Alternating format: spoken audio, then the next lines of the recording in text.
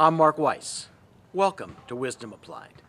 I was recently watching an episode of Restaurant Impossible about a chef, Robert Irvine, who goes and helps basically families save their failing restaurants. It struck me that there's a tremendous analogy between the operation of a family restaurant and the operation of a local group versus the operation of a chain of restaurants and large national or regional groups.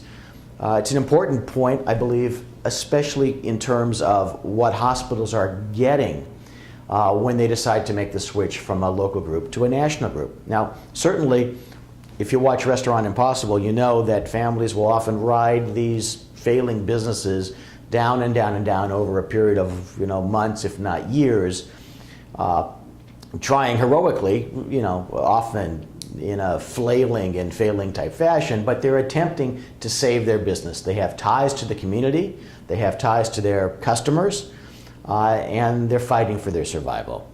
Query whether someone who owns 1,000 Kentucky Fried Chicken outlets would exert 1/100th of the amount of effort to save one of their locations. No, I believe what they'd simply do is make some effort, cut that location, and save the rest of their chain. Well, the point for you to consider is whether if you have a hospital and you have a local group here that's been here for years and years and years, these physicians have ties to the community. If a national group comes in and decapitates the leadership and slowly over time brings in other providers, what happens to the hospital? What happens to the service when the large national group realizes that this was a bad deal, that they came in with no or low stipend money when significant stipend money was required, when they came in thinking that reimbursement was going to be at a high level and it's at a low level, when they came in thinking that the rank and file of the local group would remain, but they don't remain?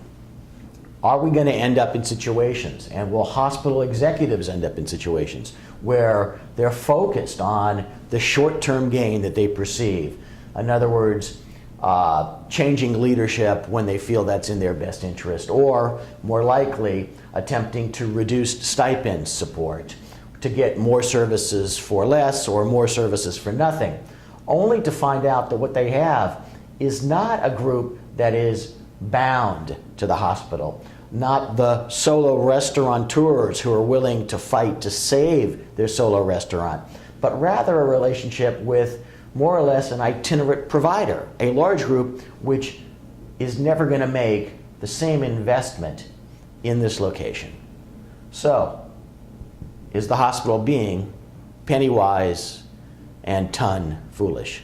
Something to consider, something to think about as you work on your strategy to preserve your agreements with local hospitals.